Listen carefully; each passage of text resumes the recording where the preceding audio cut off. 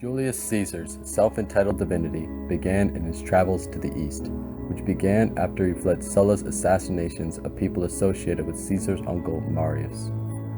Caesar had known politicians to be narcissistic, but he had never personally seen any of them claim to be divine. That is, until the festival of Hercules. When he first arrived in the east, he saw that a fellow Roman, Titus Flaminius, was worshipped in prayers alongside Hercules.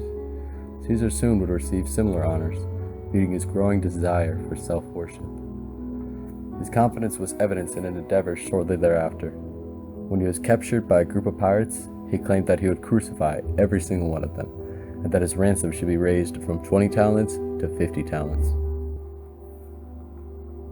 After bribing his way to being Pontifex Maximus and serving as consul, Caesar became proconsul and served for nearly a decade, an encapsulated experience in his magnum opus, De Bello Gallico.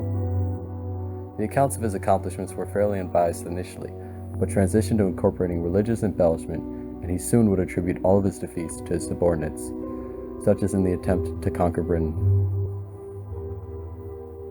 Caesar returned to Rome at the end of his service and claimed himself to be dictator. He was well liked by the majority of Rome, but even they questioned him when he did something unconventional in the April of his first year as dictator. He ordered the statues of himself to be carried with the other gods, and at the time, Romulus was the only person in Rome's history to be deified. He even called himself Filius Julius and ordered a pediment to be built upon a temple in his name.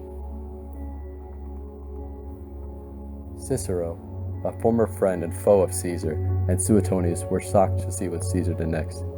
He dressed in a triumphal toga at all times, had a statue raised in the center of Rome, and even exiled those politicians who spoke out against him, many of whom he had forgiven upon assuming office. Caesar was deified after he died, a significant achievement in and of itself, but the precedent he established for his heir Octavian was something else entirely.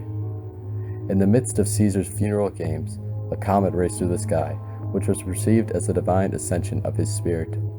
Octavian used this to his advantage, calling himself the Son of God, and in his battles with Mark Antony, he validated their cause by implying that the spirit of Caesar was with them.